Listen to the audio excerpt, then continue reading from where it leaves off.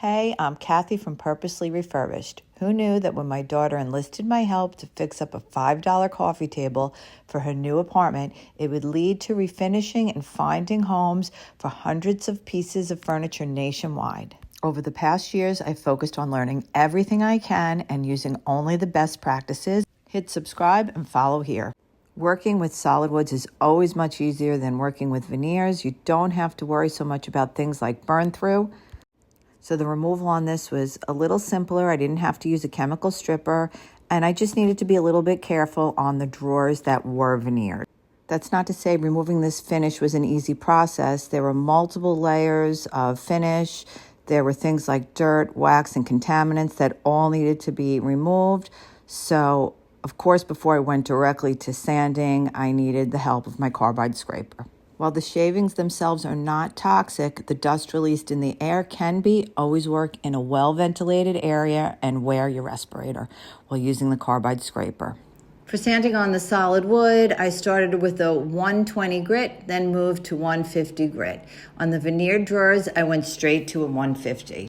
After the finish was removed, I used acetone.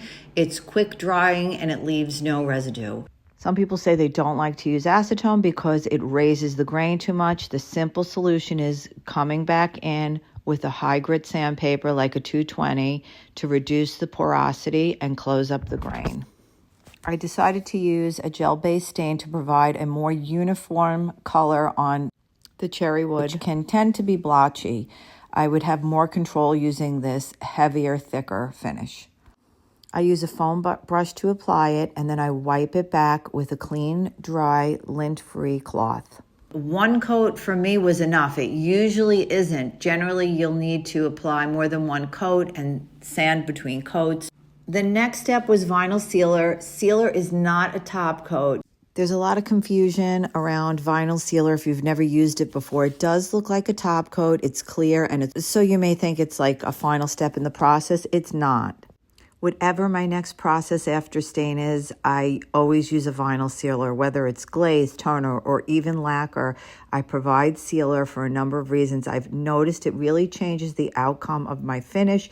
It provides a barrier between the next steps.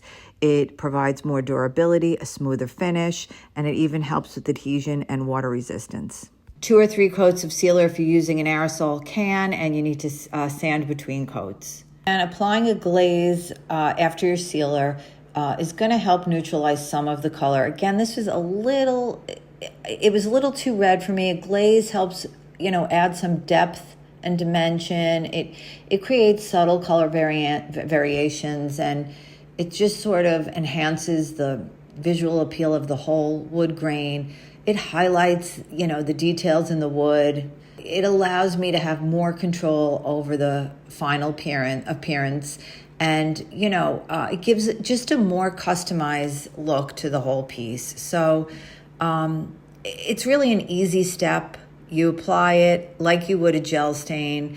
Depending on the temperature, it will adjust how long it's going to take for you to wipe back. It definitely does not dry as quick as a gel stain unless it's very, very warm out. I apply it with a chip brush, and again, when it's almost tacky dry, I wipe it back with a lint-free cloth.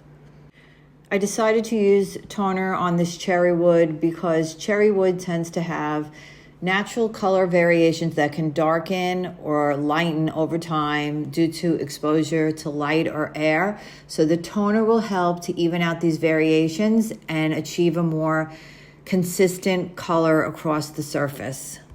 Applying toner could be really tricky, and once you apply it, there's no going back. So I would tell you to apply very, very thin layers in a mist and sort of add as you need to go. I restored the hardware by boiling it on low with dish soap, water, and vinegar, and then scraping it clean with the 3M Scotch pad and Barkeeper's Friend.